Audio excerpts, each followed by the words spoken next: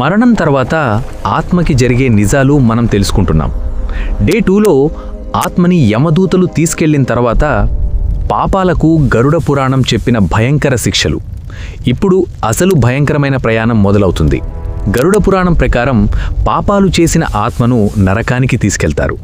అక్కడ ఆత్మ అనుభవించే శిక్షలు మనిషి ఊహించలేనివి. కొన్ని ఆత్మలను మంటల్లో కాలుస్తారు, కొన్ని ఆత్మలను కత్తులతో కోస్తారు, మరికొన్ని ఆత్మలను చెడ్డ జంతువులతో బాధ పెడతారు. ప్రతి పాపానికి ఒక ప్రత్యేకమైన శిక్ష ఉంటుంది. జీవితంలో చేసిన ప్రతి తప్పు అక్కడ ఒక్కొక్కటిగా ఎదురవుతుంది. ఆత్మ ఎంత అరుస్తున్నా ఎవరూ కాపాడరు. అది ఎంత బాధపడినా ఆ శిక్ష పూర్తయ్యే వరకు ఆగదు. ఇది విన్నాక మనిషి జీవితం ఎంత విలువైనదో అర్థమవుతుంది. పాపాలు చేయడం ఎంత ప్రమాదమో తెలుస్తుంది. కానీ ఈ శిక్షల నుంచి తప్పించుకునే మార్గం కూడా ఉంది. డే 4లో ఆ మార్గం గురించి తెలుసుకుందాం. జీవితం ఎంత చిన్నదో ఈ నిజాలు గుర్తు చేస్తాయి. మీరు చూస్తున్నారు, కానీ మీ స్పందన మా బలం.